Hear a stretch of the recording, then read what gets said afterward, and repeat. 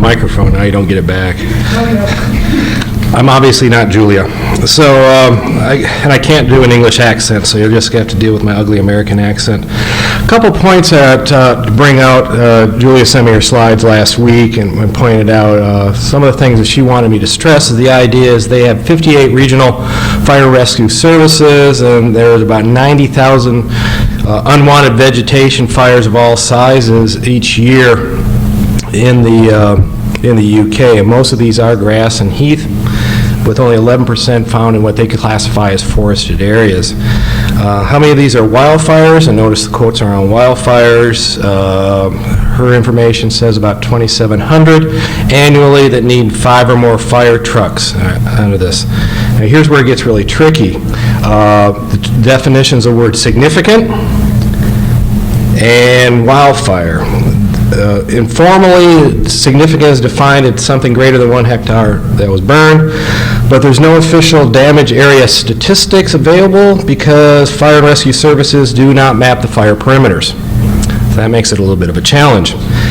Definition of wildfire is not formally a category in official incident recording system, so they have to go backwards and try to determine if it was a wildfire or not and classify it that way. The 250 significant events in England alone in the spring about a year ago, in 20 days, and there are many more across the rest of the UK. The annual rates are increasing during drought periods, which they are facing, and that is simultaneously stretching their ability to deal with all these fires. And while it's part of my talk, the fourth one, when I talk about U.S. perspective, that one did remind me of what was happening in Texas last year, where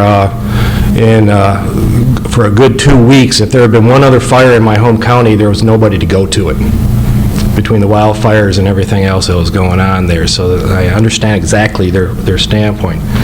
The largest of the fires and the longest in burning period were the peat fires, and that is their ecological issue that they're dealing with in the moorlands. Not only is there poor access, but by the topography and everything else, it's also a very low in water supply to help them deal with that fire. And they do have some resilience issues. There's attempts to look at this. During the day, last couple of days, we've seen variations of these same kind of presentations. The human dimension side is not the normal part of the fire world I live in, and I'm a fire ecologist, but I found it interesting that the same thought processes are going on, but how they package it is distinctly different. And one of the things that I had a note here from Julia is the fact that we've got these while we're here, who's looking after you, and enjoy it, don't destroy it, and then you're sitting there looking at that picture of the fire, carbon loss, and long-lived scars in the moorlands, and they take a long time to recover and restore, and so they're looking at an ecological issue as well as dealing with it as a society basis. As I mentioned, ecologically, the peat fires are environmentally most significant. A lot of the numbers have shown that carbon in the UK soils is greater than found in the forests themselves, and they're spending a fair amount of money on peatland restoration. But the woolly fires are socially and politically the most significant. Last year, the Swinley fire occurred just 35 miles west of London.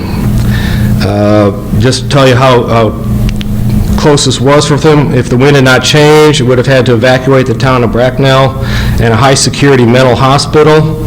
Schools and roads were closed. £1 million of indirect costs due to road closures. And there's a draft paper on the cost that Julia sent me, which is quite interesting reading, and also a report by 2 individuals who fought with the Swinley forest fire.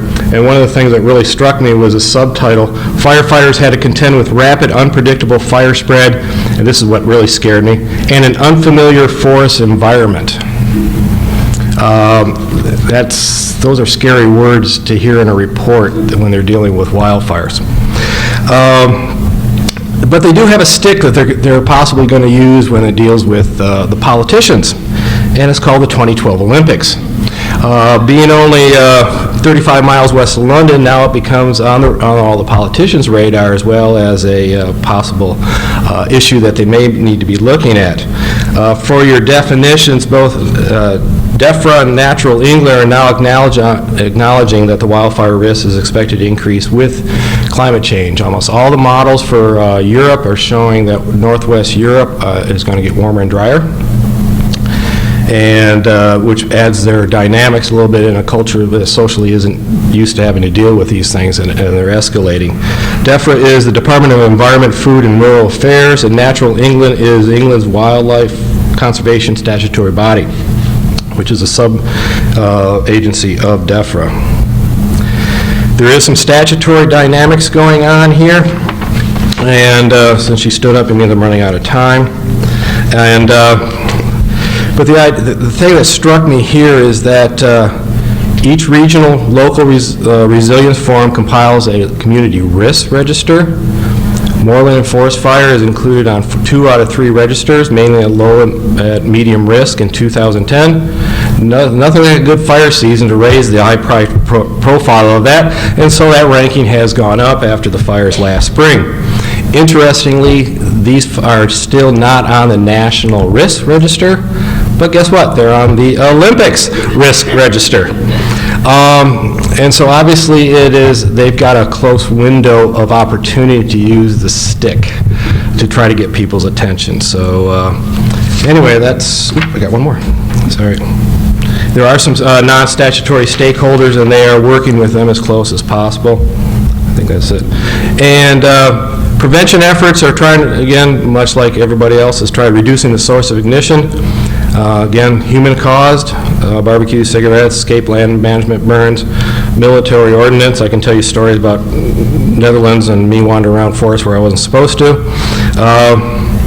Public education efforts and also fuel load management.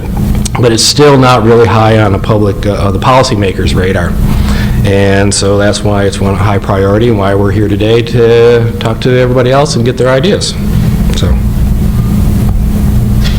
I'll go on to the next one.